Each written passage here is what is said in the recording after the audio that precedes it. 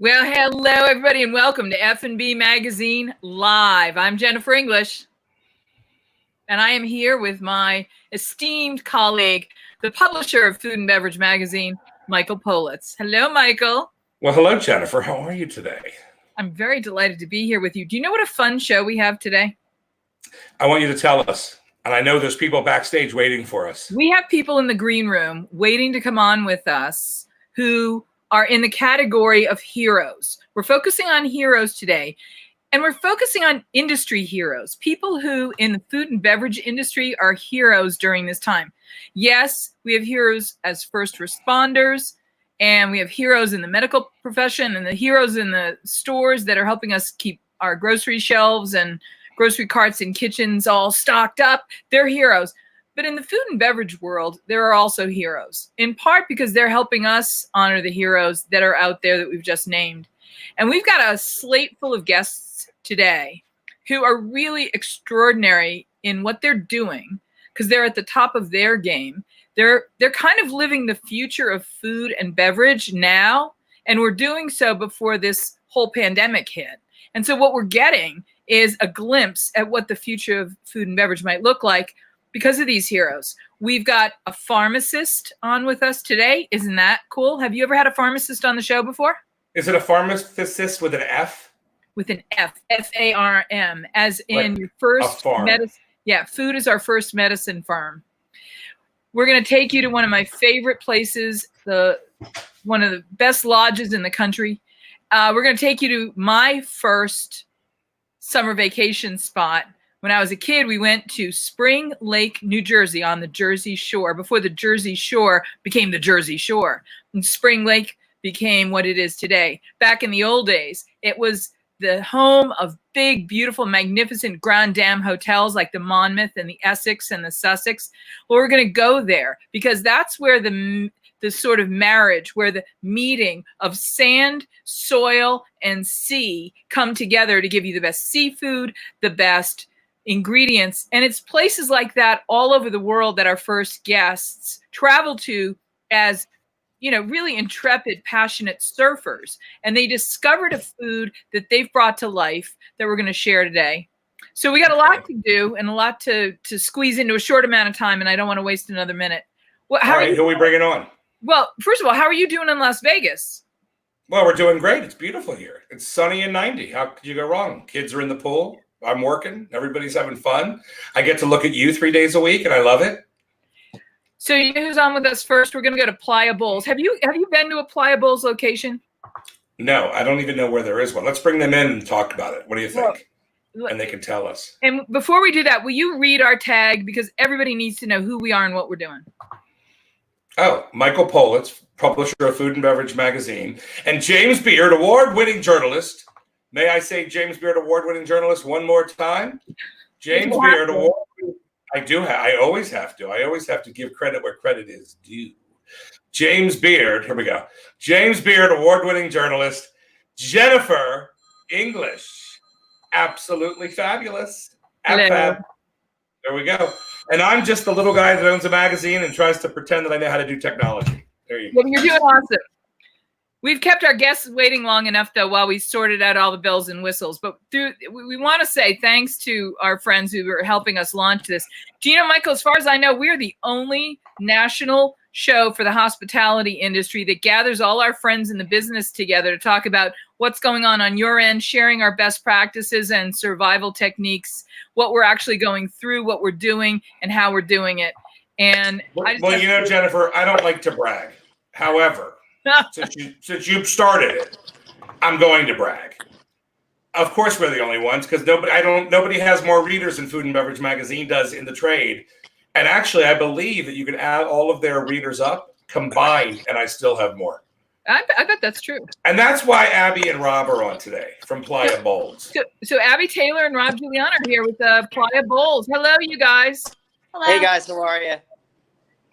Now let's see what's Rob doing. Hold on. What is Rob? What is this, Rob? Oh my God! Is that a my mascot here? This is better. He's looking at the ocean right now. Is that a Brindle Boston? Yeah, Brindle Boston. Oh my God! I'm a Brindle Boston too. Yeah, he's unbelievable. I have a Black Boston. Oh my gosh, you guys, that's so cute. Oh, there goes Abby, finding her black Boston. You guys, I'm originally from Boston, but I spent my first summers at the Jersey Shore. It's a magical place. Tell everybody about where you're calling in from, where you are right now. Go ahead, Ab. I'm in Bradley Beach, New Jersey. I am right down the road, actually above our first Playa Bowls that ever started in Belmar, New Jersey, which is the next town over from Spring Lake, where Jennifer was just referring to. You guys, I love where you're at. Will you talk a little bit about the magic of the Jersey Shore that I think kind of got a bum rap from MTV and the publicity that all brought? The real Jersey Shore is the kind of place that can give rise to the kinds of business that you started at Playa Bowls. Talk about the place and how important where you are and where you started is to the Playa Bowls brand. Yeah, Jennifer, the Jersey Shore, it's hard to wrap up in a 5-minute meeting with you guys and explain how special the place of the Jersey Shore is. Abby and I both grew up here. The community is just great. Obviously, after Hurricane Sandy, the community riled up against behind the businesses to rebuild everything. We grew up surfing the Jersey Shore. I grew up in Seaside Heights, Toms River, which had the Seaside Heights boardwalk with all the games up there, Lucky Leo's. Abby growing up in Ocean Township with Asbury Park here. Just such a deep-rooted history for New Jersey. You've got a great surf culture here. The people are just great. It's hard to explain. People from New York and Pennsylvania, they always come here during the summertime. We welcome them with open arms. They're part of our commerce. And, we're just proud to say that, we are the Jersey Shore. We're Jersey strong. Abby, talk a little bit about how being a surfer ties you into a family around the world that allowed you to travel around the world to other surf cities, and what happened and what you saw there when you got there. Yeah, so I've grown up surfing my whole life. I've lived by the beach, and I just am so passionate about it, and it's really become a big part of my life, and it has been for a really long time, as long as I can remember. And being a surfer, I think that you are in this little subculture, especially here at the Jersey Shore, of all these people that are just artistic and athletic and like to be outside and are a little bit outdoorsy, and being able to go around and travel all the spots I had dreamed of surfing my whole life. And then on some of those trips, having acai, which is our main product, it really inspired this brand. Acai has gotten a lot of publicity as a superfood. Help us understand what acai is. So just like you said, acai is a superfruit from the Amazon in Brazil. It's packed with antioxidants. It's super good for you. It's naturally really low in sugar. And basically, it's like a blueberry kind of, and you eat the skin that's around the seed of a blueberry. And it's just packed with nutrients, and that's our main thing. And that's really what put us on the map. I feel like we single-handedly kind of explained to the Jersey Shore what acai was. Right. Yeah, and kind of jumping on to Abby, it came from Brazil, like she said, the rainforest, and it started a surf culture in California, Hawaii. It's been around for a while, and Abby and I saw a need for this exotic, awesome superfruit to come to the Jersey Shore, and that's how we got it over here. So that's acai. What did you discover when you went to places to surf like Brazil? How did you discover the bowls that became your business? Abby and I traveled to a lot of different places like Nicaragua, Puerto Rico, Costa Rica, and there's all these cool little cafes that they all had acai bowls. They had different exotic fruits. Everywhere, the mangoes growing off the trees, and everything was just so lush and fresh there. But it was all done in a different style in every country we went to. It wasn't like one specific style. So I think that's what gave Abby and I the idea that when we came to Jersey, the first business plan that we wrote together was, you come to the Jersey Shore, you've got corn dogs, you've got cheesesteaks, you've got Zeppelis, but you're going on the beach, with your bathing suit, and we wanted to bring something healthy to the Jersey Shore. So, bells went off in our head when we got back from our surf trips going, why are there not acai bowls? They're healthy.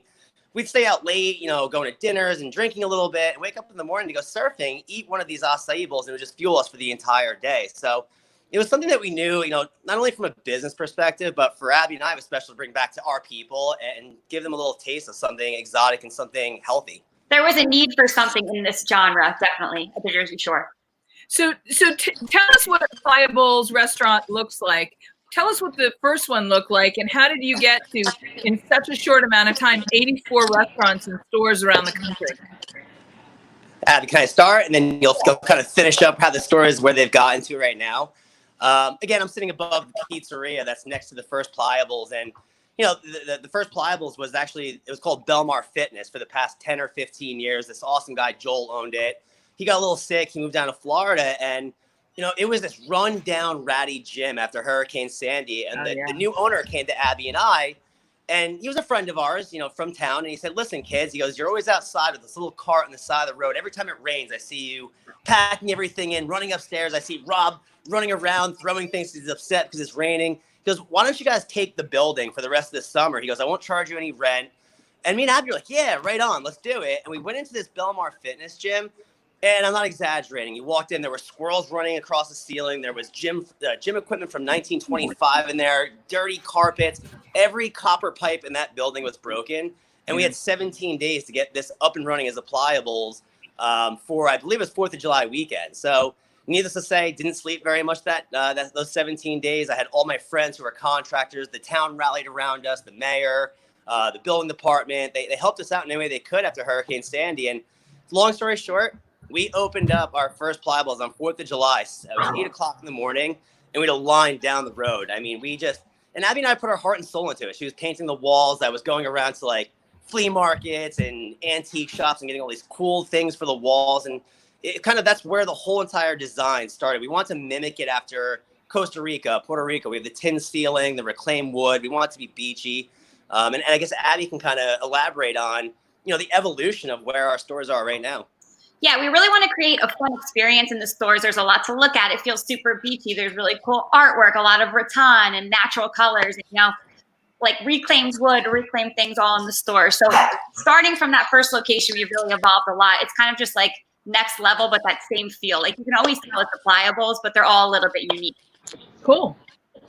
And they nutritionalize you the way the athletic surfers that live outside, that live in the ocean, that love the ocean, expect and respect their own bodies by fueling them with. Talk a little bit about how surfers have a really kind of different philosophy about living and eating than you might realize. Unless you're a surfer and part of that culture, you don't really get just how holistic a lot of the people in that culture are. Yeah, I think it's just a deep connection with nature and the ocean. I mean, everywhere you go, Costa Rica, Nicaragua, like we keep, you know, mentioning, you're out in the middle of the jungle. You've got mango trees. You're out in the ocean where there's the fish out there with you. And, you know, similar to like poke, if nobody's familiar with poke, I mean, it's fresh fish from Hawaii that's cut that we serve at some of our stores. And, you know, acai, I think to answer your question, it's just, you know, these surfers have a deep connection with, you know, fresh. I guess the word is just fresh. You know, we want to have something fresh in our bodies because we're so accustomed to it being out in nature. And I think this kind of correlates to that kind of freshness that we're all looking for. How are you guys surviving the pandemic? Are you doing a lot of to-go? Because one of the things I wanted to talk about is these Playa Bowl restaurants, Michael. They're like an edible Starbucks. They're locations that become community gathering places, and people hang out there and they do their homework there, and they get on the computer and they hang out with their friends. They're really becoming like piazzas, public spaces for surfers. But you don't have to be a surfer to go there. So you're saying, are they curbside service Well, now? Now with the pandemic they are, but before the pandemic, these were restaurants where they were like real community centers. Well, I want to know about the growth, Abby. Truthfully, before we get to that, Jennifer, if you don't mind, I want to hear how you turned it from 1 into 84. I think that's impressive. It's huge. I want to hear the steps that you took to do that, because there's a lot of people that want to grow their businesses but don't know how. So let me hear from two young people that understand how to do that. Yeah, so basically we started out, you know, just with our Belmar location, and then we sort of started branching out to places on the Jersey Shore that we knew would do well. We knew it did well by the beaches, right? So we naturally just sort of expanded that way, just pretty organically. Then we started to realize that we needed a strong team below us because we couldn't be everywhere. You know, that's a hard part of expanding. It's kind of letting go of that control because there's so many places where you can't be everywhere at once. Right. So we built a really, really strong team underneath us. And from that point, it allowed us to start to franchise. And then it allowed us to start to kind of build like a better system and better processes, everything that we didn't really have in place in the beginning. We sort of did a little bit backwards, but I'm sure Rob can add to that.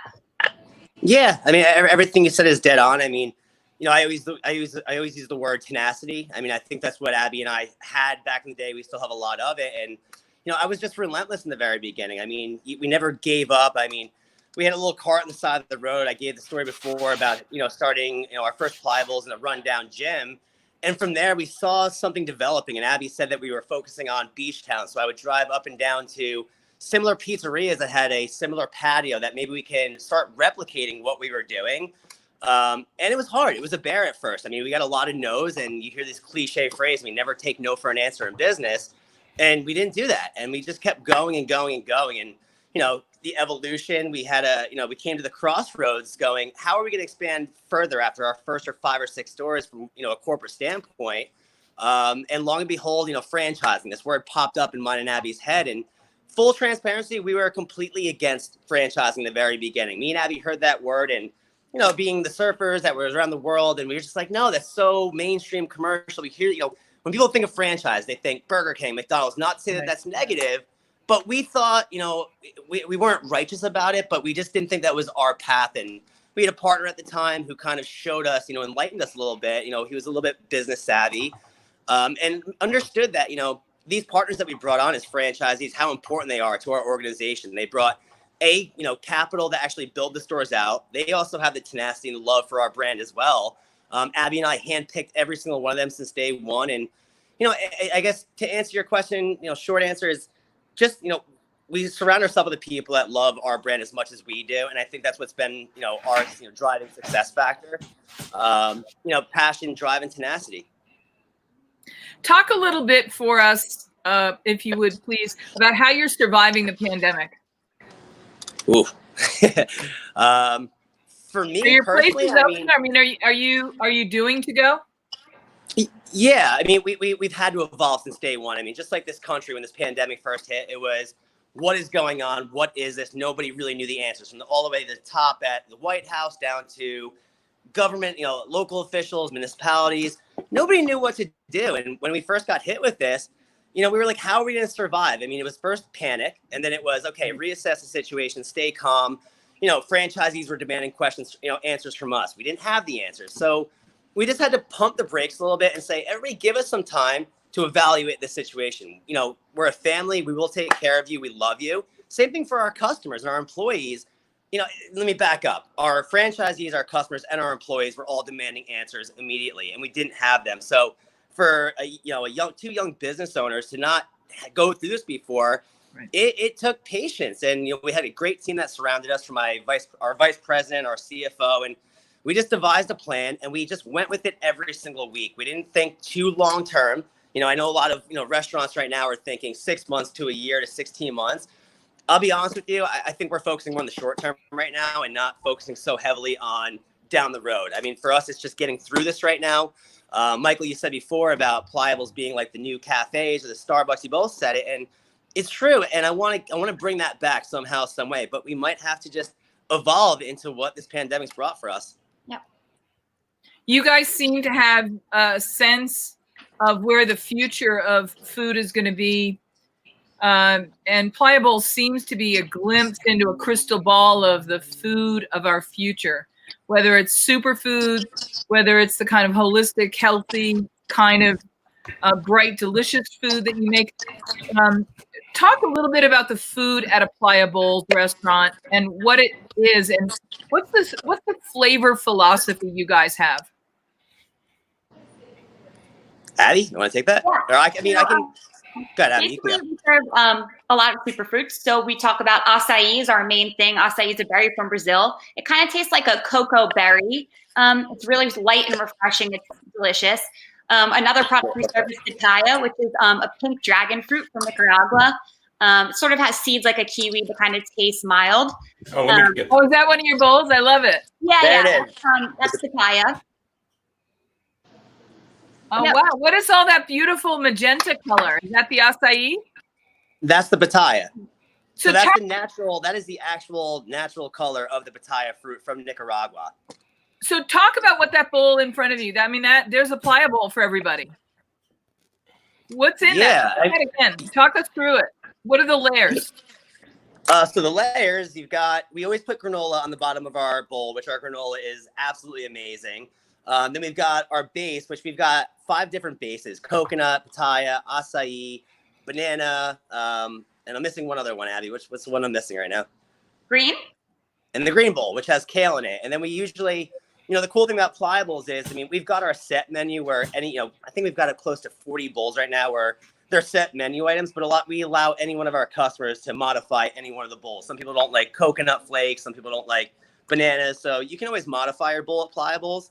I would say our number 1 selling bowl, like Abby said before, is the acai, hands down. It is absolutely the most amazing fruit. So it's pitaya, but acai is by far number 1.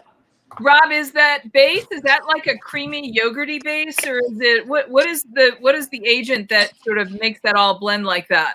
It's just the fruit, and I can't tell you guys the secret behind Playa Bowls and how we get that consistency. If I did, okay. I love it. No, it really is just, it's fruit. We put coconut milk in it. Yeah. We blend it up, and a big thing for us at Playa Bowls is consistency. Giving the best quality product to every single customer. It's a frozen product. It's sensitive to different temperatures out there, so that's something we heavily focus on. I love that. You guys, this is amazing. I want to talk a little bit about the future of Playa Bowls. I know that you guys have a bunch of restaurants ready to open up, and then the pandemic hit. Talk about that, and then what tips do you have for small businesses surviving this?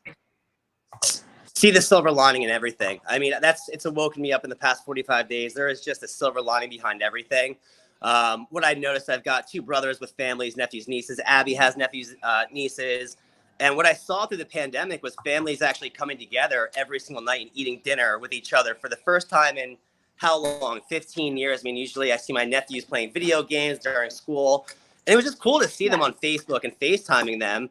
And for Playa Bowls, we kind of looked at that, and then, we were saying before how we're a cafe. I always see families coming into Playa Bowls. I see a dad coming in with their daughter. I see the mom with the son and daughter coming in. And this was, a silver lining for us was, let's focus on the families through this entire pandemic. And I think that's going to, carry on for the rest of the life for Playa Bowls. Yeah, we've launched actually a family pack that people can order and make Playa Bowls at home with their families. I know everybody's kind of looking for ways to occupy their families right now and spend time together. So they can order packs, and we sort of supply them with bases and toppings and granolas, and they can have a little activity to do together, which is pretty cool.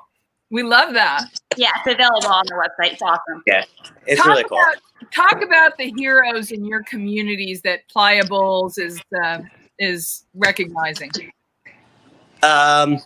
Countless heroes. In every genre and every aspect. That's something during our weekly meetings that we talked about. Who do you define as a hero right now? You've got the frontline workers, which we've all seen on TV. We've got EMS, firefighters. You've got our employees, our own employees being heroes, our franchisees that are going into the stores, grocery store workers. The heroes are just surrounding us in this entire pandemic. Even the people that are affected the most by it, the people that are at high risk and are stuck at their house, the elderly. And we recognize that. So every week we kind of switched it up on who we were going to support throughout this pandemic. So that was important to us. Heroes, they came out from, they came out of everywhere in this entire pandemic. And that was pretty cool to see as well. We created a little thing that we did just for Playa Bowls, that people can go online and donate through GoFundMes at different stores or through our website, and they could donate bowls. And then we were bringing bowls to hospitals, EMS, police, everybody, and just kind of doing our part, doing anything we could to kind of fuel the front line and say thank you. If there was something you wanted to share with people about the spirit of the surf culture that you can bring to everybody that's joining us today, that they can learn about how surf culture is helping you guys get through this.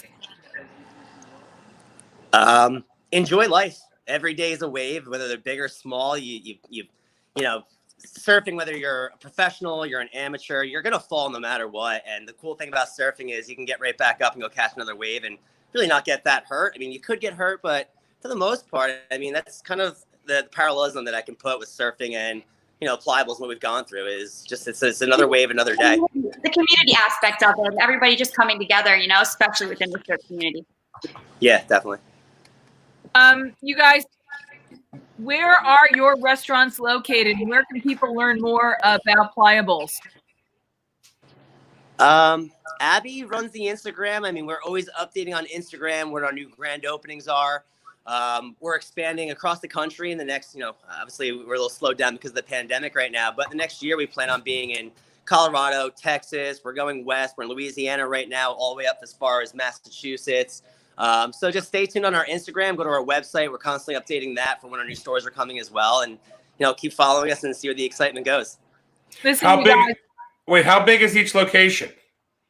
They vary. I mean, we always go through this with landlords, but to short answer, we anywhere from 500 square feet, we go up to 3,000 square feet. It all depends on the situation. And what if someone wants to get involved? What's the point of entry financially? Financially, I mean, it's kind of just, standard as far as like other franchisees go. We've got a standard franchise fee, which is around $35,000, royalties per month. The support that we give our franchisees is probably, unparalleled to what other franchisors do for their franchisees. We're constantly engaged with them. We're constantly supporting them. We've got a great team. So, the financial aspect, that's important. But for us, it's more about the support that we give everybody. Yeah, of course. No, but there's a lot of people right now, especially that are going to don't have jobs, or they may eventually have a little savings and things are going to get normal. They want to go into their own business, right? And we are seeing that. You're right. I mean, the past week, we've gotten a lot of franchise requests, and that's interesting that you said that. We saw in the beginning of the pandemic, us going down. We get close to 100 franchise requests a week before the pandemic, and we don't solicit that. We don't go and post, franchise with us now. We have not done that one time. It's all just natural franchisees coming to us. Right. Pandemic hit, we went down. And then the past couple of weeks, you're right. After we started seeing the light at the end of the tunnel, we're getting a lot of franchise requests now with people saying, I want to invest into something a little different. Well, it's going to happen. And Rob, just so you know, there it is. Jennifer, can you believe that? Look at the book, Rob. Rob, you can walk into any Barnes & Noble or go to Amazon.com and find my book, Food and Beverage Magazine's Guide to Restaurant Success, starting July 1st. And a lot of people obviously can look at Playa Bowls and get involved because we talk about franchising. We talk about great stuff like what you're doing. Awesome. And, it lets people know, hey, do you really want to be in this industry, right? Like the first half the book is, do you really want to wash dishes and scrub grills and do floors, right? Or is it that you just want to, be the host and have everyone love you and come to your restaurant? Because if that's the case, don't open it. Yeah. So exactly. It's a lot of hours. It's a lot of work for success. And you guys obviously put in. Now, what's your relationship with each other? Are you guys together? Were you together? Like, how did this? We want to know everything, Jennifer. I'm going to get Maury Povich in this right now, Jen. Go ahead. No, we were together. That's how we started dating. We actually met surfing in Belmar. Abby worked at DJ's, the local bar, which you're from Jersey. You know what DJ's is. I was selling medical equipment. And, we parted ways, but we're still great partners. She focuses on the marketing of Playa Bowls. I do more of the back end operations of the business. And it's just a great marriage together as far as the business goes. Whoa, you said the word marriage, Rob. That's bizarre. Right? I know that was a little faux pas, right? You can't put those two together. I'm just saying. So obviously, Jennifer, I just want to say, from the way Rob described that, she broke up with him. you gotta call me on air like that, huh? Jeez. Michael, if you start talking like that, people are gonna think we're still married. Oh yeah, could you imagine? My wife let's turn the tables.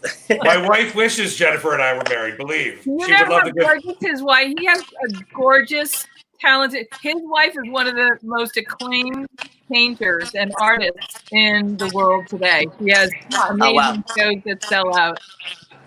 Hey, you guys. We were talking. Kind of. Do you have any Playa Bowls in Las Vegas? No, we don't. Yeah. Not yet. Right. Not yet. I've got a few friends that live out there that, that's the thing. Abby and I get requests every day, and they're like, if there's any sector of this country that's unopened with us, they're like, you need to put a Playa Bowls here. And that's the cool thing for us as we expand. We've got a lot of good options. It's just taking it at our pace and figuring out. The most important part is the franchisor, the partner. And then the location, I think, for us is secondary. It's always the franchisor first. Mm-hmm. So what's the pairing that goes with an acai bowl, a Playa Bowl? what kind of drink, what kind of beverage do you marry up with the bowl itself? I think like an iced coffee is so delicious with a bowl. Nice. A juice, a smoothie, water, anything. Wine, beer, it doesn't really matter. Anything you guys choose to drink with it. Awesome. Well, you guys, thanks an awful lot for being here with us today. We're psyched to have you. It's May Day, sort of like that launch of the warm, beautiful part of the spring.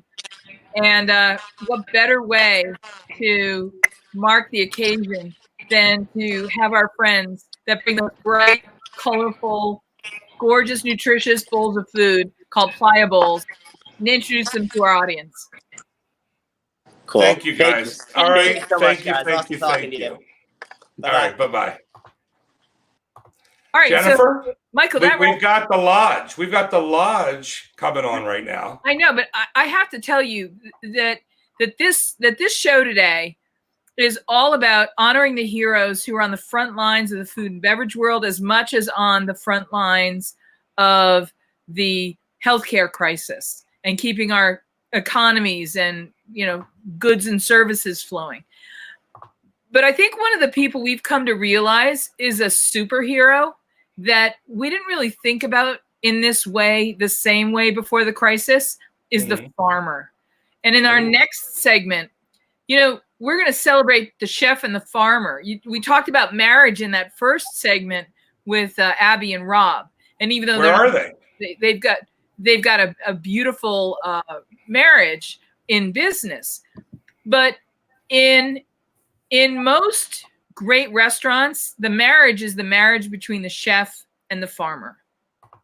Oh, yes. Well, we know that. Yes. I almost want to change the name of the magazine to FF&B, farm, food, and beverage. Well, I'm glad you don't have the decision-making power to do that because now they were just on, Jennifer. Now we lost the lodge. I know. So we're gonna they're back on right now. Oh, they're back off right now. Josh Thompson. Which is bizarre to me because I had a very close friend named Josh Thompson. Was he a chef? He's a chef, and he actually worked. He was the opening chef under Sam Hazen at Tao, right, in Las Vegas. He then left there and went to work with Carrie Simon and Elizabeth Blau. Really? For many, many years. And when I got the email, I was like, "What? Yes, absolutely. Please tell Chef that we would love to have him on," thinking that he wouldn't even know it was us and we would be able to mess with him. And then it turns out that I was messed with. It's a different guy. Gotcha. Hey, different guy. I want to ask you, how important, like when we talk about farmers and chefs, we know Las Vegas is loaded with talented chefs. Mm-hmm. And great chefs at the highest level demand world-class ingredients. Are there farms in Las Vegas? Are there farmers? Yeah. Oh my God, there's tomato. They make those Campari tomatoes. Windset Farms has a huge thing out here. Wait a minute, I'm just trying to look on my emails to make sure because I see them popping in and popping out. Wi-Fi must not. Okay. Well, I'm sure they're fine. I don't know if Wi-Fi may not be good for them.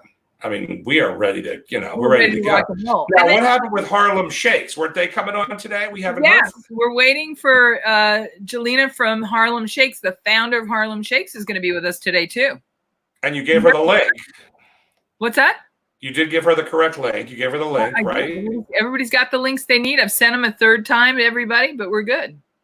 Well, my God, I know. Here we go. Jelena. Where is Jelena? Interesting. So, tell us more, Jennifer. So we're hearing a lot of fun stuff. Things are going to be opening up soon. Tell me about farmers in Las Vegas. Farmers I don't know a lot of. Well, now everybody wants to be farming with the with the marijuana. Yeah. And we're getting late entries about Playa Bowls. Look at this. People they want Playa Bowls. They want more Playa Bowls. They looked really good. I know. They look delicious. Well, we have that. Do you have that? Do you know what I had today? What? I had. Hey, there they are. Yeah. Are we joining? Wait. Hey, they're the guys. We're not the IT department, so. I love it. The Lodge of Woodlock is here joining us, executive chef Josh Thompson. And I've only had you described as my incredible pharmacist. The pharmacist. I love that. Guys, identify yourself so I know which one of you is which. Welcome to Food Beverage Magazine Live. Thank you. Hello, guys. Michael Hey, Politz. guys. So who do we have with the hat on there? I'm Josh. Hey, Chef. How are you? Thanks for How are coming. you? That's Chef Josh. And I see you've got your mask just below your face. Thank you. Yeah, we operate. We walk around the building. We keep our masks on, some safe distancing, trying to keep all the pieces in place. Here, I got mine. I'm going to leave it off because you can't hear a word I say with it. I know. We agree. And Derek. Hi there. How are you, Jennifer? I got to tell you, you are the first pharmacist I've ever met. With the capital F. Listen, I love, there it is. There it is. Dude, talk to me about how you became a pharmacist and where that idea and that name and that concept come from and how pivotal it is to have a chef that you're working with that gets that they're not going to the grocery store, they're going to a pharmacist, and what it means on the plate as well as in the garden beds. So yeah, the pharmacist, I can't take credit for that. That was our good friend Brooke over in our PR department. But I studied culinary nutrition and dietetics, and I just found that if you need healthy people, you're going to have healthy food, and if you need healthy food, you're going to have healthy soil. So I wanted to go back to the ground. And Derek, stop for a second and tell us. People don't understand that food can come from any number of places, but soil, healthy soil and non-healthy soil really is the thing where it all makes a difference. Talk to us a little bit about the dirt, because I don't think people understand there's such a thing as healthy dirt. That's the movie or the book, Jennifer? The movie or the book, The Dirt? Have you guys seen that movie or read that book? Yes. Yeah, no, dirt has a dirty name, right? Dirt is the stuff that you track into your house on accident, right? But soil is living. It's an organism in its own right. And like I said, you cannot have healthy food without healthy soil, and you will not have healthy people without that healthy food. So it really comes down to biology. I was studying that culinary nutrition program, really took a liking to biology. Of course, in nutrition, we're learning about all the microbes that are the dangerous ones that you have to watch out for in food service. But there's so much life going on within the soil if you give it the opportunity. So we're soil builders. We're not, we don't look to grow good food. We just look to have healthy soil, and then everything else above that, seems to just work. You guys, let's talk a little bit about the lodge and where it's located and its history. Chef, will you give that one a crack? Yeah, sure thing. We're located in northeastern Pennsylvania, up on the New York border. We're about 12 plus years into it, and the lodge is offering a lot of really good things. We have 500 plus acres of really nice hiking trails, outdoor activities, and Derek and I are a big part of it. We offer garden dinners, which helps keep the guests outdoors, and we offer a lot of outdoor activities, and we're glad to be a part of it. Chef, will you talk a little bit about your food philosophy and the philosophy of the menus you developed as executive chef at the lodge? Derek and I are a huge part of it. We worked hand in hand together with it, and Derek, we work seasonally. Derek asked what we want to grow and what we're growing, and that's how we create our menus based off seasonal and availability and what he has to offer. And he can probably chime in a little bit and talk about that. We speak the same language. We got a professional chef who's also an avid forager and gardener himself, and as a professional, I could say professional farmer who also likes to cook and forage myself. We build that bridge. In the past, I feel like the biggest issues food and beverage, the farm to table movement has is that communication between the farmer and the chef. And we see each other every day, and we get to iron out the wrinkles and just get better and better every year. And right now, our production is as high as it's ever been. and the amount of that food getting onto the menu, putting it onto a pedestal and really displaying it. Not just a carrot that gets lost into a soup, but a specialty carrot that's going to be like almost the main act on the plate. Yeah, the star on the plate. Exactly. Guys, you talk to me about how much of the food that you serve at the lodge comes from your 500 acres. Yeah, I mean, so out of that 500 acres, we only have a little sliver of that for Blackmore Farm, as it's called. About 2 acres of orchard and an acre of vegetable gardening. I would say, it fluctuates throughout the seasons, but when we have our cool weather, that nice spring and fall outside of freezing temperatures, that's really our most productive time. And you might find that 50-60% of that salad bar is coming from us. Wow. And it just seems like more and more every year. We really try to focus in on culinary herbs and the salad greens and the things that are going to most positively affect food costs. Not that anybody's ever asked us to do that, but it's, our meat and potatoes is hanging out with the guests and creating the experiences that we have, that little niche of folks that have a garden space. They want to learn more. That's kind of our main crop. But all that production that comes into the restaurant is kind of the icing on the cake. Guys, will you talk a little bit about the pandemic and how it's affecting you? It's slowed everyone down, as you can imagine. We're dealing with it as best as we can. We're coming up with some new ideas for the spring and the summer. Hopefully, we're all back at it soon. But Derek and I are talking about some natural tonics and some like juicing that we can do. We have a lot of really nice healthy plants in the garden. We're talking about using more turmeric in the diet, and we grow plenty of kale. One of my favorite crops is Claytonia. I had to throw that out there. It's miner's lettuce. So Derek grows plenty of that for us, which wait a minute, not Claytonia. Yeah, Claytonia. The great gosh.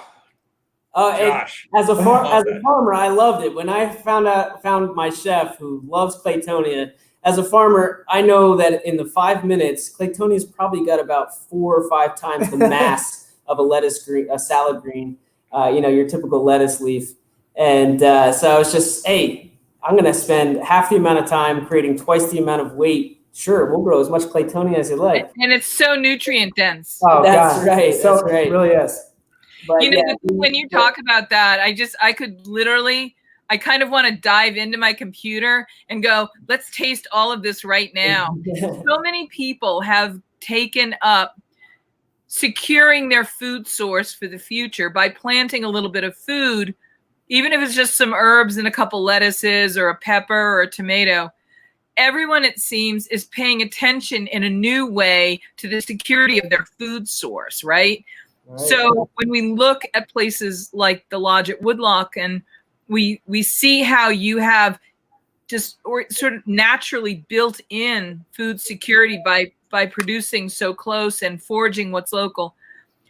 Talk to us about how anybody that's with us today, whether they're a restaurateur in the business or even a mom or pop, any of us can do the things you're doing in their own areas, do something to do more of this kind of model that you guys are living. Yeah, no, you hit it right on the head. I mean, just anything, right? Any little something. If you just have a balcony, if you just have a windowsill, I mean, that's a garden space. So, look at what you're using as far as your favorite culinary herb, or if you can supplement your salad greens. I mean, you're just never going to get anything as fresh from the grocery store as you can right off out of your own space.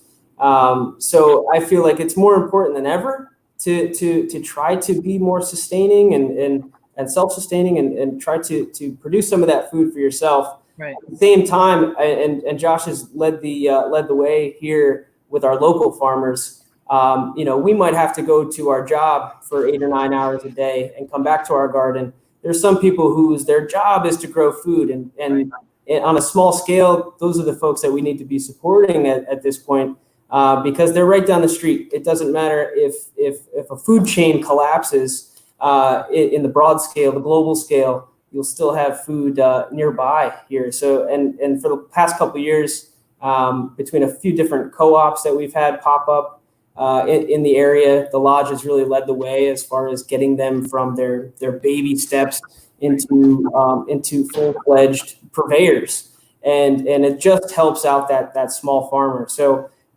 do as much as you can for yourself, but then also know that there's some people who can do it dedicate a lot more time than you can, and support them as well. Guys, I don't want to put you on the spot, but I'm gonna throw an idea out. Oh, look at that! Yeah. We love it. What is that?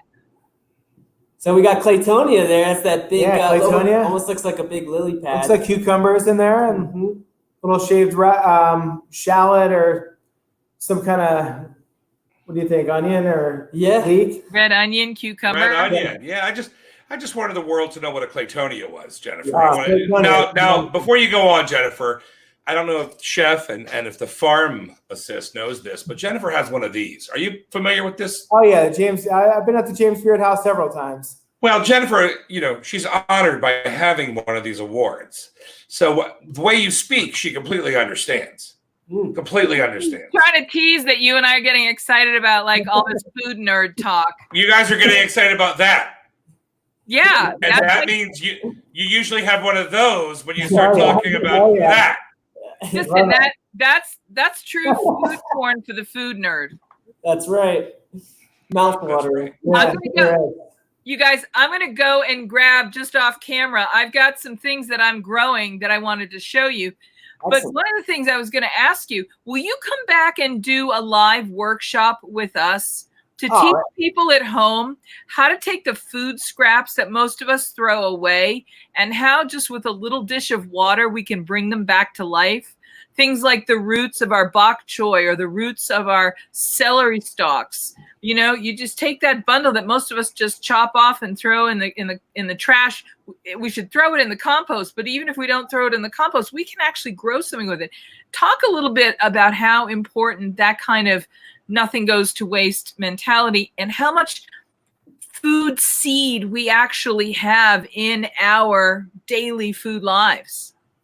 Yeah, it's the biggest issue within food service, generally, is food waste.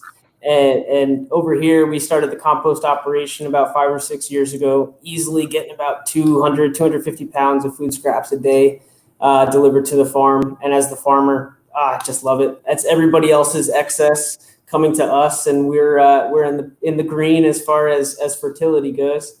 And before it ever hits the compost pile, you got to make sure that you've done everything you possibly can to get those nutrients out, to get those flavors out.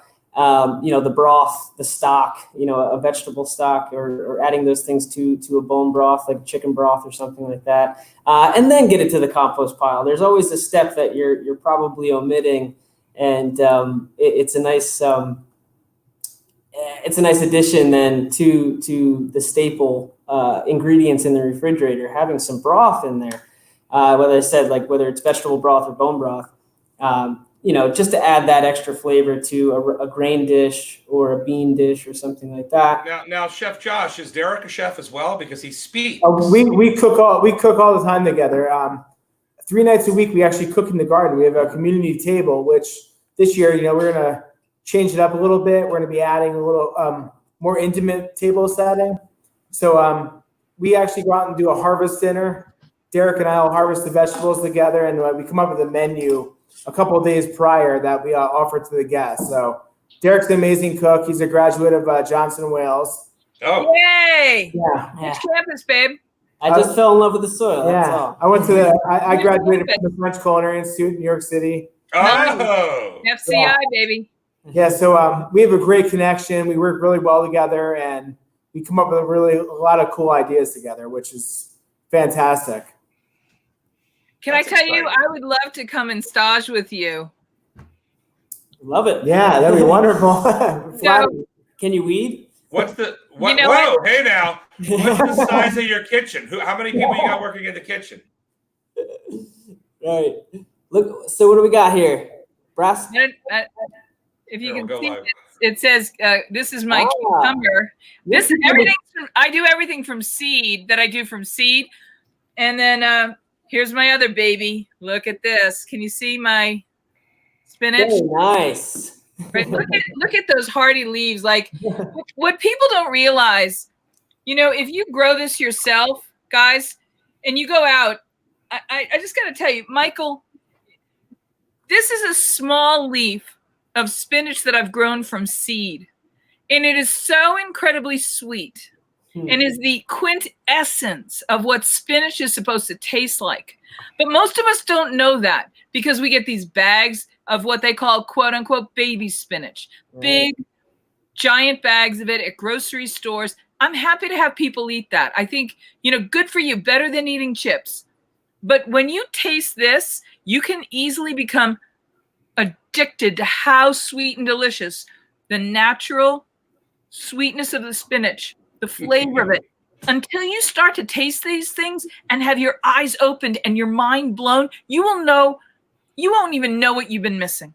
That's right. And I call that the James Beard moment, Chef John. Yeah, oh yeah. That was Jennifer's James Beard moment. I feel the same I'm gonna way get about over there and pinch finish Claytonia. But guys, talk about how easy it is, especially if you've got kids and you've got time right now. No matter what season of the year it is where you live, how important and easy it is to just in a cup, in a plastic cup, you can grow some seeds and start things. Talk about how important that is to understanding the world of food. Yeah, I mean, starting a seed is typically the beginning of a journey. And I still remember the first seed I ever started. I'm about 2 generations removed from agriculture, and something just clicks, and the potential that lies in that seed. I mean, a spinach seed is actually quite large compared to spinach when you think of, say a tree, say a redwood seed or something that turns into this gigantic tree. So when you think about that potential that lies in there, it's all up to you and the environment that you put that seed in, of how tasty it gets, how big it gets. And, that's what really, what draws me to that, soil biology and just, working with flavors like Josh and I do.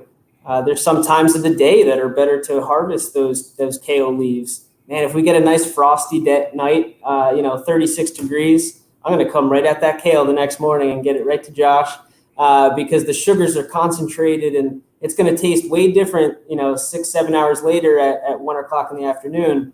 So just, it's starting that seed is going to get you hooked. I mean, it's addicting for sure. Chef Josh, I want to ask you, what's your philosophy of flavor?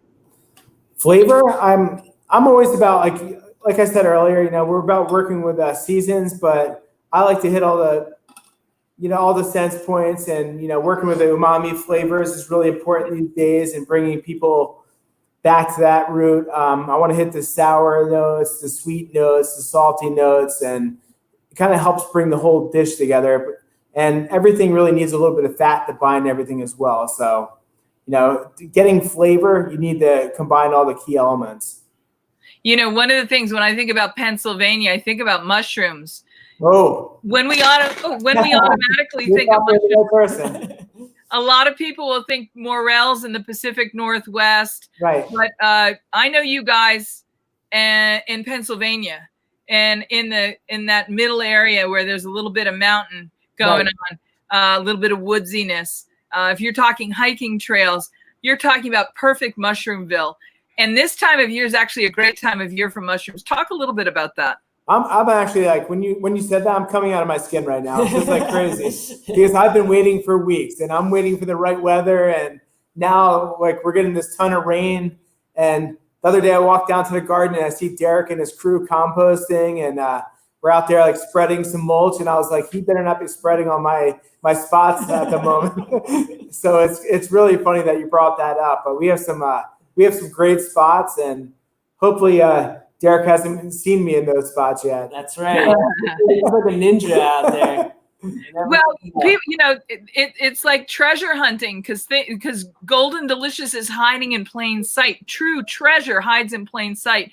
Right. But foraging, one of the last things we wanted to make sure we talk to you about is foraging, because people all over the country have different things based on where they live. Right. You can forage citrus in the desert Southwest where we are right this second. There are oranges, lemons, limes, and grapefruits. Literally, you can walk down the street and there are trees and you can just pick it and enjoy it. The kumquats are just insanely sweet and delicious right now. Like literally, I walk across the street and I grab a kumquat and I'm like excited. Talk about foraging and the ideas of foraging and the principles that you can share with our audience to go do a little safe foraging where we are. Safe foraging in Pennsylvania, you really have to know you need to know your plants a little bit, though. I've been picking some wild daisy. I pick oyster mushrooms. I pick chanterelle. All these are seasonal based, but right now we're in the season where you can go out and pick some wild watercress, and morels will be popping here in the next week or two. Just seeing that the weather patterns that we're getting, but ramps are a big one, and morels for the springtime. Getting more into the summertime and the fall, we'll start seeing some chicken in the woods and hen in the woods, maitake, which, easily I like to go out and harvest a couple 100 pounds myself. Wow. Then do you dry them? We use them fresh. We incorporate them in all kinds of dishes and broths and everything. And like Derek said, bone broths are, not really a thing in the past, but it's going to be a thing right now. It's going to be a nice curing agent and giving people something nutritious to go back in their body. That's awesome. And Amazing. To my first pharmacist, Derek, I gotta turn to you and say, is the rhubarb coming up yet? Oh yes, one of my favorite questions of April. But I guess now we're May. But yes, it's just starting to really stem up, and we'll be looking for our first nice. over here. Spring started early over here in the Northeast. And then Old Man Winter stepped in for the last 2 or 3 weeks and made sure that he was still recognized. And so it slowed down things a little bit, but it looks like smooth sailing from here on out. I love rhubarb. I cook it, and that'll be my lunch some days. If I have access to fresh rhubarb, I'm so happy. Yeah, same here. What do you make with it, Jennifer? What do you make with rhubarb? Honestly, I've only had rhubarb pie. I take a small pot, and I will clean and chop up some rhubarb just as it comes out of the garden. I'll cover it with just a little bit of water, and I'll put in maybe 1 spoonful of sugar, and I'll cook it down. And that beautiful, brilliant bitterness of the rhubarb that relinquishes its tenseness to the suppleness of the sweetness that it really naturally marries with.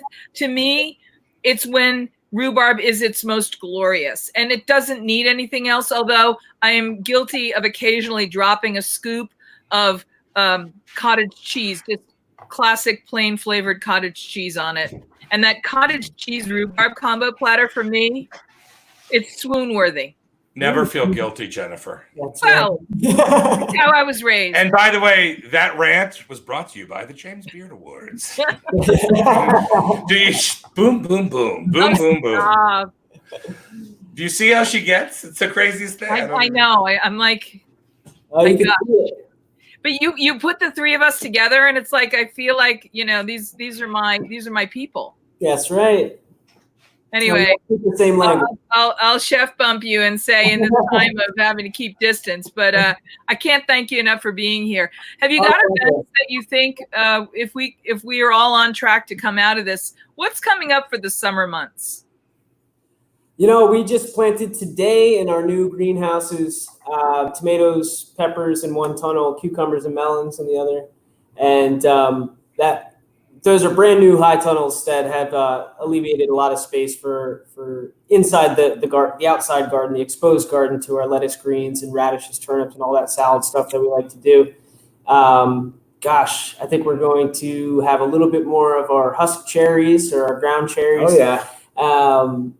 Right now it's just trying to keep up with all those wild edibles that Josh had mentioned.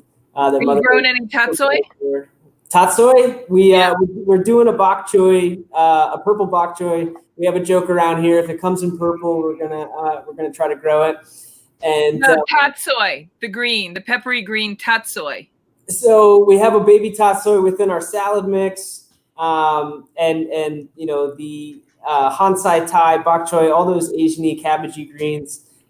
We grow quite a bit of. They're cool loving, and in Northeast Pennsylvania, we have quite a bit. That's what you got. Yeah. And I don't know that you heard the question when I asked him, which Johnson and Wales campus did you graduate from? Providence, Rhode Island. Nice. I'm a native New Englander. Oh, really? Yeah. I love that school. I love that campus. Way to go. Wicked cool. Yeah, that's bomb. Up on Federal Hill.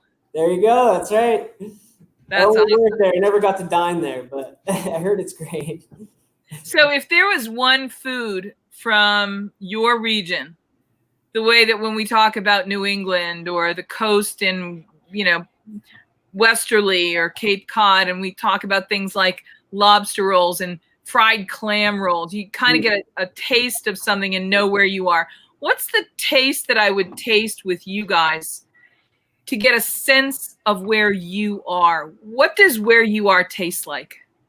What is there like a thing, like a signature thing? I would say, as far as our average topsoil in this region, you're not going to find a tastier garlic bulb than in Northeast Pennsylvania. It's really? a shallow rooted plant, which is great for us because we don't have a lot of topsoil thanks to the last ice age.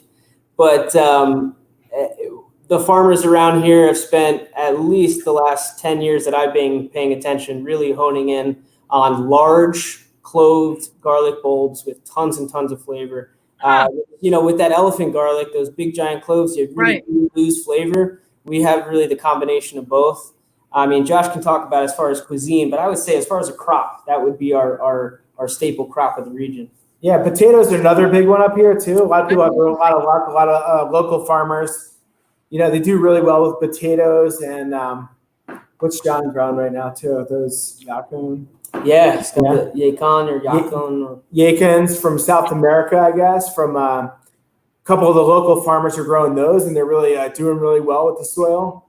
Nice. But, I would say being up here and kind of semi in the mountains a little bit, where we do trout sell as well, and that's kind of a big thing up this way. A lot of people go out trout fishing. The shad are running up the Delaware River right now. Oh, nice. Do you do a shad roe? Yeah, so you can do nice shad roe and that sort of thing. And that's so old school. Here. That's so old school. I know it is. Totally old school. But I love it. Both Derek and I, we're really big in fermenting and pickling. Yeah. So our focus is working with the garden, keeping things fresh. And the Lodge at Woodlock, we're all about choices. So you don't have to come here and worry about you can't get a glass of wine. We serve wine. We serve craft cocktails. We have a craft beer program. And, we're a big part of it. So Derek grows a lot of the herbs and stuff that we put in our cocktails, which is really nice. Do you promise you'll come back and visit with us again? It's been really fun having you here with anytime. us. Thank you, swear. We love it. Thank you, guys. This is why I love this business. That's right. It is. So much. Yeah. Why? For guys like that? Guys? People like that who are so passionate, where it is it's exciting to be around them. It's exciting to hear what they're doing when they show you what they're making and they tell you about why they do what they do. To me, there's nothing better. I know you love that. I love the passion in your eye. I mean, this is the funniest thing. I mean, for 20 years we've been friends, Jennifer, from our first competitions. Long time. And every time we go to a food competition, I'm like, okay, 10, 9, 8. And you have to go in depth into it. And you're like, don't just give it a 10. I mean, these are the days, right? So I've learned a lot from you. And it's nice that this audience can learn a lot from you, right? And guys like that were just on from the Lodge. I mean, my God, look at the pharmacist. Look at the pharmacist, Derek. Like, this kid has been to culinary school, and now he's out there. I'm just talking about he's a farmer. He's out there working in the gardens. At least Chef Josh is out there. He's cooking and whatever. But you could see where it takes that kind of a commitment and really bring them together, right? for this cuisine. And it really turns farm to table into something called farm to table versus a restaurant opening up that says we're farm to table. Well, obviously, you were lettuce and now you're on the table, but this is truly farm to table. Michael, 50 years ago, if we go back to, let's just go to France. 50 years ago, you wouldn't have had to explain to anybody that the chef was getting in his ingredients that deserved to come from a farm. But what if you didn't speak French? If you were in the States and you went, so you're saying like Paul Bocuse? I'm saying Danielle Bocuse. Well, Danielle's not that. But what about or even Julia Childs, even American stuff?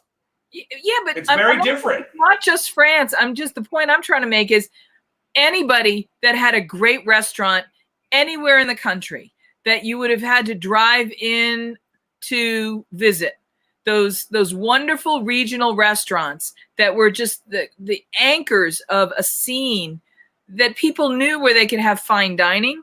Yes. No one ever questioned whether the chef was getting the ingredients seasonally and locally from the best that they could get. You just assumed that would happen. Right. Even if you went to the Waffle House. Yeah, but I'm not talking about that. I'm talking about Jennifer doesn't like the word. I know, Jen. I understand what you're saying, and it's true. Do you know that I go to Waffle House regularly, and you know why? Why? Outside the American South, it's one of the few places you can go to have somebody make grits for you. You know why I go? I think the staff is real. They're real people. They're nice. You sit at that counter and you talk to them about their lives. And I'm like, this is an amazing. Any place I travel to, I go to a Waffle House, and Kai and I will go in the middle of the night. What's that letter? C? Right. What's the C word that we talk about all the time that you're describing? Conviviality. That's why I wake up in the morning and I think to myself, conviviality. Listen, it's what we miss right now from being quarantined. It's what we miss by sheltering in place. What we miss is that energy and joy of breaking bread and sharing food with people in a place together. Look, there's a reason we could use DoorDash or Uber Eats or any of those services to have restaurant food brought from our favorite restaurants. Right. And it would taste good. But that's not what we can still get that food. We're still hungry for something. We're missing something. What we're missing is the conviviality. Well, think about it. And it's like, even when I just finished the book, obviously we know what we're talking about the book is, it's funny, but a lot of the beginning of it and the beginning, you talk about why the restaurant business, right? What is it? And that your big C word, the conviviality, is really a part of why people get into that, right? Yeah, it's why I started the magazine, right? I could sit here and tell you the great businesses and businessmen, right, that owned restaurants and the reason we would go and how fun it was. Guys like Duke Ziebert in Washington, D.C., right, where Larry King would always go. And a friend of mine, Chuck Rossler, with his Celebrity Deli. And these were like iconic places in the Washington, D.C. area where I grew up. And you would go in the Palm, right, the national chain, the Palm. I would go to the Palm because Dutch was my waiter for all these years, and he would know what we wanted, and I wouldn't have to say anything, and he'd tear the things up in front, the menus up in front of us. But you would go in because you would have an amazing experience, right? And it was all part of this. Now, obviously you go to the Guy Savoy or Danielle, but Danielle's great. You go to Danielle, and if he's there, it's a marvelous experience, right? Yeah. And the food's great, Guy and all these guys. It's different. It's very different. So it's sort of, what do you like, right? It's where you go as to what you like and what you want out of it. I like to go to these places. The Palm now is becoming a little more corporate. It changed ownership. It's very different, right? The Palm Steakhouses, Italian steakhouses. It's going to be interesting to see how that conveys itself, because you walk in and the feeling is different. They changed it. They updated the walls. I mean, yeah, you've got my pictures on the wall and everything, but it used to look like, I almost want to say it was all wood, and it almost looked like an Irish pub. It was this great atmosphere. Right. Now it's a little more fine dining looking, but I also feel that takes a little bit, you don't hear the loud noises and the people, the rumblings and the bumblings of everybody, right? So it's very different. And it's going to be interesting after this pandemic to see what restaurant genres truly survive, what people want to get back into. Do they want to go into a restaurant and have great food and be left alone, just order and left alone? or do they want this camaraderie, right? Do you want to go to the guy at the table next to you and look at those fries? What is in that potato? And then the other guy talks back, and it's a whole big, right? Very different. There are times when I want someone at the table next to me to ask what I'm having, and I get to offer it to them, and they taste it and they try it, and then we talk about it. And then there are times when I don't want to have any of that happen because I got something going on with the person I want to really be focused on. Kai and I went and we had dinner at the Versace Mansion. I think it was called Gianni's. Oh, that's right. And the chef was an amazing guy. He actually moved to Vegas, and I think he got a job out here. But he was an amazing guy. It was the most wonderful caviar service. The restaurant was exquisite. They gave us a private tour of Gianni Versace's mansion, rooms, and upstairs and everything. And it was beautiful. But during that dinner, that happened. The ladies next to us, the husband and wife, the woman was a little drinky. They talked to us, and it got a little bothersome after a minute, right? But on the other side of the table, or our table, was the owner, and he owns about 15 hotels down in South Beach. And we were talking to him too. Beautiful, lovely man. And I believe he owned Jordache at one time, jeans, like just phenomenal businessman. So we had our private time, and then Kai was like, okay, no, thank you very much. And then we continued our meal. But I do see what you're saying. It'll be interesting to see what comes out of this pandemic. All right, Michael, what's the best thing you ate all week? Oh my God. I've been cooking up a storm. I think I made crispy beef Szechuan lettuce cups for everybody the other night. Ooh, and it was incredible. I made chicken parmesan, eggplant parmesan, where you fry the eggplant first. I use Swiss cheese instead of Munster cheese or Parmesan. I use Swiss cheese on it. It's delicious. So we've been cooking, and the little baby Chatty, all he wants is egg salad sandwiches. What about you? I was given a big bag of gorgeous lemons yesterday, in fact. And I just looked at them, and I had to make angel hair pasta. And so I made angel hair pasta with seasonal mushrooms, but it was a bright, light, ultra lemony sauce.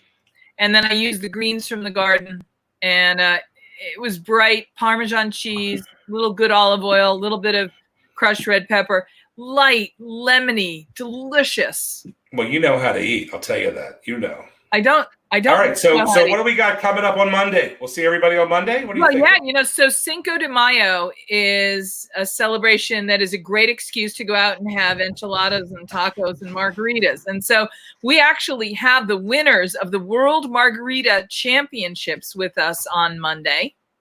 Doesn't that sound exciting? Fantastic. I can't wait. We've got a bunch of friends coming to visit us on Monday, as we always do. You never know who's going to stop by.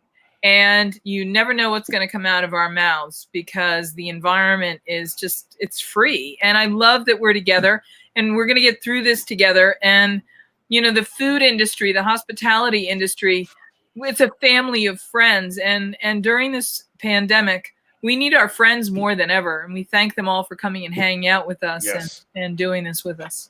All right. Thank you, Jennifer. So I will see you on Monday. And you know what I have to say? One last thought. Mm-hmm.